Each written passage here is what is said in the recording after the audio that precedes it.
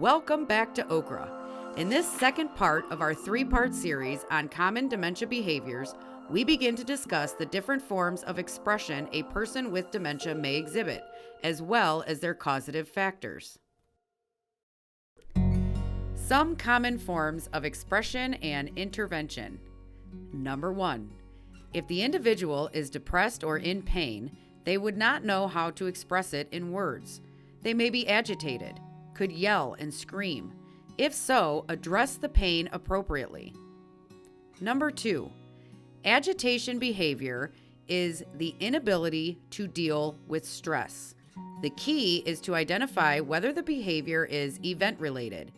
If it is event-related, the individual must be removed from the event. Number 3. The individual's immediate environment may cause stress.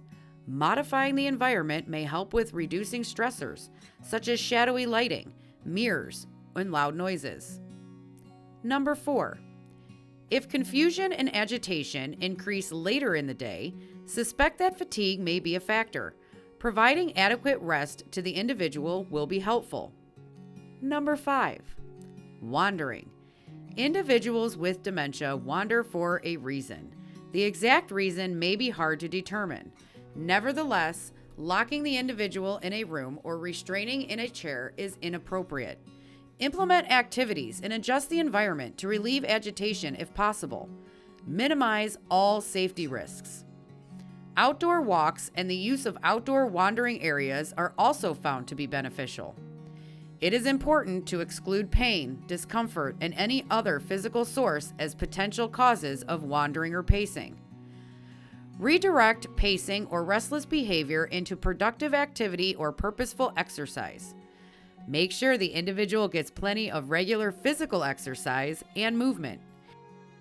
If wandering tends to occur at a particular time of day, distract the individual at that time. Number 6. Pacing. An individual who paces incessantly can burn off too many calories. High-calorie finger foods may help the problem. You can try to reduce pacing by providing inviting places for your loved one to sit and relax. Secondly, too much pacing can produce aches and pains. Number 7. Screaming. Consider medical causes for screaming that the individual cannot verbalize, such as pain, depression, or hearing loss. Pain management, an auditory consult, or a psychiatric consult for depression and anxiety could be helpful. Evaluating an individual for depression and anxiety should be a standard practice. Number 8. Gathering and shopping. An individual who rearranges objects around the home, hoards or appropriates others' possessions can be a disruptive nuisance. Providing the individual with a safe place where they can store items and you can retrieve them could be helpful. Providing the individual with a canvas shopping bag could also be helpful. Number 9. Physical aggression. It is found to be associated with depression, psychosis, younger age, and use of psychotropic drugs. Physical aggression is commonly seen among males.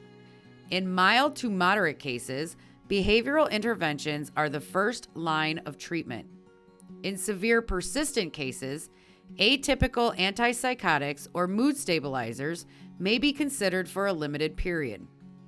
Getting a geriatric or a neuropsychiatric consult will be helpful.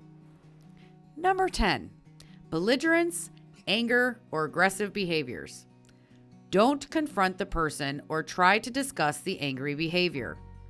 The individual cannot reflect on their unacceptable behavior and cannot learn to control it. Do not initiate physical contact during the angry outburst. Often, physical contact triggers physical violence in the individual. Provide the individual with a timeout away from you. Let them have space to be angry by themselves. Withdraw in the direction of a safe exit. Distract the individual to a more pleasurable topic or activity. Look for patterns in the aggression.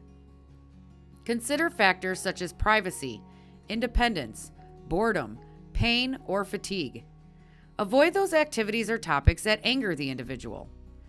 To help find any patterns, you might keep a log of when the aggressive episodes occur.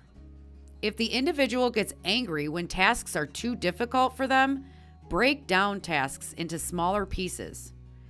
Let the individual play out the aggression. Just be sure that you are safe and that they are safe to themselves. Get help from others during the activities that anger the individual. Don't take the aggressiveness personally. Number 11, hallucinations and illusions. Hallucinations can be the result of failing senses. Maintaining sameness and calmness in the environment can help reduce hallucinations. Also, violent movies or television can contribute to paranoia. Therefore, avoiding disturbing television programs can be helpful. When hallucinations or illusions occur, the following tips may help. Don't argue about what is real and what is fantasy. Discuss the individual's feelings relative to what they imagine they see. Respond to the emotional content of what the individual is saying, rather than to the factual or fictional content. There could be a confusing stimulus. For example, shadowy lighting, television, or dolls. Remove the confusing stimulus. After removing the confusing stimulus, have the individual examined by a professional for signs of an atypical dementia, such as Lewy body dementia or Pick's disease. These may require different types of psychiatric and behavioral interventions. Number 12, suspicion. Confusion and loss of memory can also cause an individual to become suspicious of those around them. Sometimes the individual may accuse their caretakers of theft, betrayal, or some other improper behavior. Offer a simple answer to any accusations, but don't argue or try to convince them that their suspicions are unfounded. Distract the individual with another activity. If suspicions of theft are focused on a particular object that is frequently mislaid, such as a wallet, get a duplicate item on hand to quickly allay the individual's fears.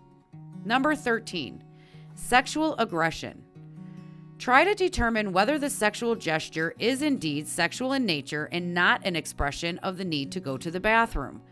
Speak with qualified professionals such as psychiatrists, social workers, and behavior management therapists to determine treatment options. Medications may not be useful in treating sexual symptoms. You may want to have the professional examine the individual for signs of an atypical dementia, such as Lewy body's dementia or Pick's disease. These may require different types of psychiatric and behavioral interventions. Number 14, sleep problems. Brain disease often disrupts the sleep-wake cycle. Individuals with dementia may have wakefulness, disorientation, and confusion beginning at dusk and continuing throughout the night. This is called sundowning. There are two aspects to sundowning. The first aspect includes overstimulation and fatigue, resulting in increased confusion, restlessness, and insecurity at night. The second aspect is afraid of darkness. The individual may seek out security and protection at night to alleviate their discomfort. Some ways to reduce nighttime restlessness. Improve sleep hygiene. Provide a comfortable bed, reduce noise and light, and play soothing music to help them get to sleep. If the individual prefers to sleep in a chair or on the couch rather than in a bed, make sure they don't fall out while sleeping. Maintain a regular sleep schedule. Be consistent with the time for sleeping and keep the nighttime routine the same. A bath, some warm milk, or sleepy tea before bed could be helpful. Keeping a low, dim nightlight on.